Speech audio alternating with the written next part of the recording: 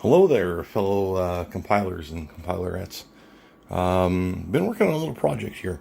My last video I made, I had a couple dumpster bin finds, and one of them was this Juniper network appliance. And as you can see, it's an NSMExpress II from Juniper, probably dated new in maybe 2006 to 2008, probably closer to 2009 possibly, maybe newer. The software's kind of been updated. It was running like a CentOS 5 installed before, and you could boot it in a single user mode off of the two hard drives that are installed on it. And I made backups of the data that was on the drives, and then proceeded to, the two of them, they're over here. There is like extra base slot covers, but you know, I haven't investigated whether those could be actual drive base, but there is two drives.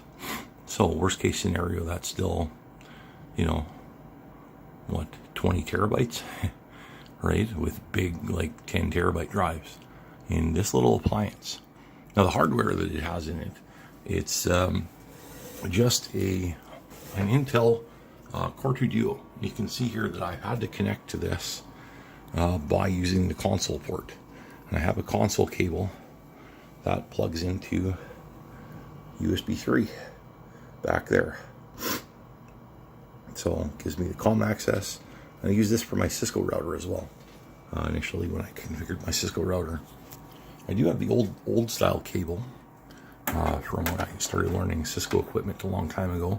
It has the console port and a DB9 connector. But these are very infrequently used now. But the goal here too, and my Riverbed server. Now the Riverbed server, I haven't managed to quite get that booted running Gentoo Linux yet. And it's in the to-do list. However, I have installed a video card in it. And my roommate and good friend, Timmy, he had a NVIDIA 1U graphics card that had both DVI connectors. And I got a huge ass long DVI cable. So we added a monitor. And if I boot that server, it displays on the monitor now as well as the console port. Because I only had console port access with this thing before. It's the special kind of NVIDIA graphics card as well. It's meant for like graphics card computing. And I have no idea what it's worth, but it's maybe an older one. Which is a good upgrade for this 1U server that actually does boot into the BIOS now on the screen. And some, progress was made too with this.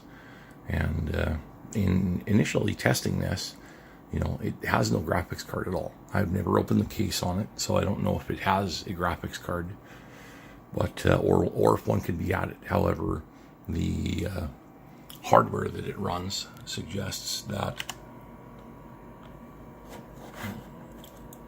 And here I'm logged in on SSH.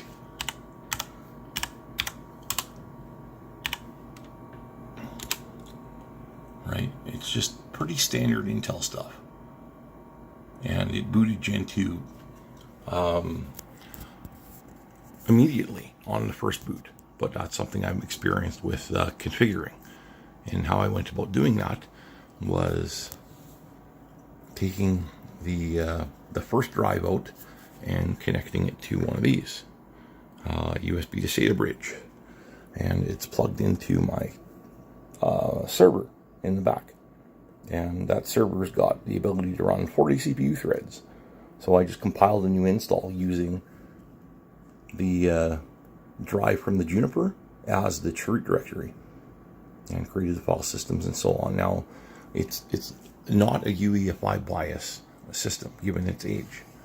So when creating the drives structure, you have to accommodate for booting an older system. And that involves using MS-DOS partition tables, right, for maximum compatibility. And then, later we can test if it will boot off GPT or not. But the first boot was a success. It is only a dual core Intel Core 2 Duo And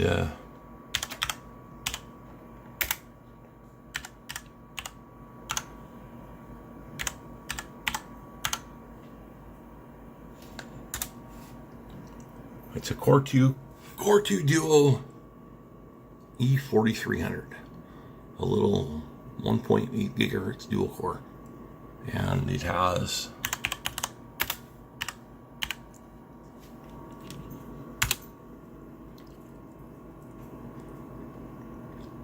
four gigabytes of RAM, and it has booted on 65 megabytes of it. So Linux Gentoo can be very lean.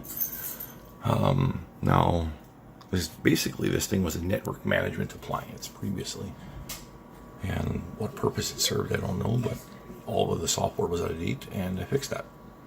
So yeah, compile it if you must. Cheers.